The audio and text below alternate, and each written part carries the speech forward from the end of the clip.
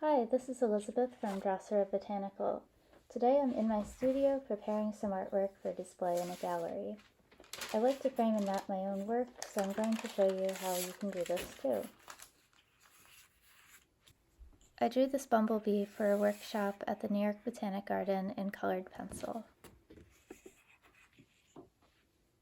My artwork is 10 inches by 14 inches, so I'm using an 11 by 14 mat. I bought this acid-free pre-cut mat at Michael's. The color is a close match to the paper that I used for the illustration. Because I'm submitting this piece to a student exhibition rather than a juried art show, I thought a smaller pre-cut mat would be a good choice. I would normally use something larger like a 16 by 20 for a piece this big, but the artwork is being shipped and it will be on display in a cabinet with limited space. I would probably want a custom cut mat if I were submitting this to a different type of show or if I wanted to sell this piece.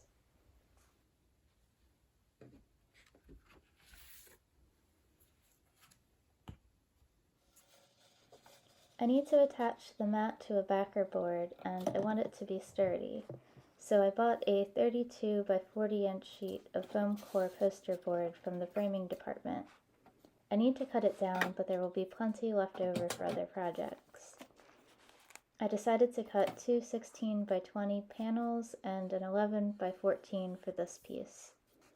Using a T-square as my straight edge, I cut the foam board with the very sharp new razor blade.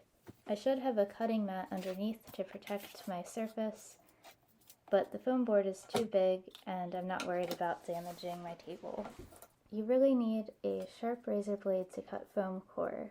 A dull blade will shred the paper and the foam, leaving an uneven edge.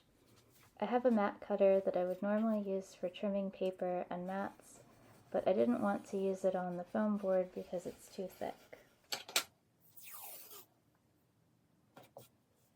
The secret to mounting or matting artwork is using acid-free artist tape. Masking tape or scotch tape would eventually turn yellow and it might damage the surface of your paper. Artist tape is more archival and won't damage your paper. It's also pretty strong. I'm using it to attach the mat cover to the backer board and my illustration. I use the grid lines on my cutting mat so each piece of tape will be 1 inch long. It looks much better when the tape is cut uniformly to the same size. If I ever need to replace the tape on the mat, having a clean square edge makes it much easier to remove.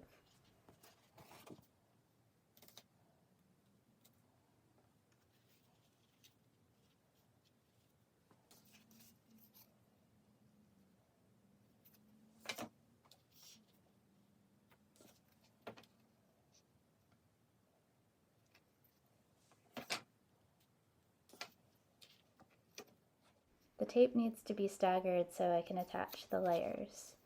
I don't want any tape to touch the front of my illustration. I'm only taping the back.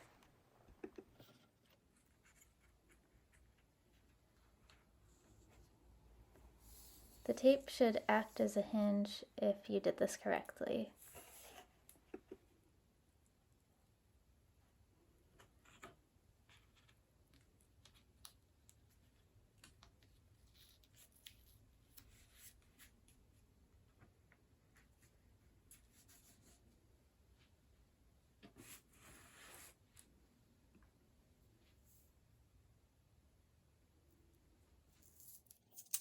The final step is protecting your artwork with a clear cover like graphics wrap.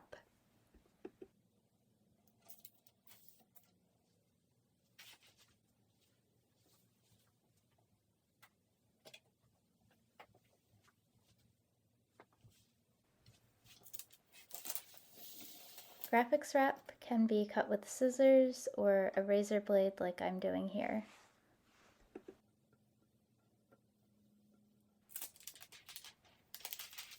Tape the plastic in place with any tape that you have, and make sure that you don't have any dust on the front of the artwork.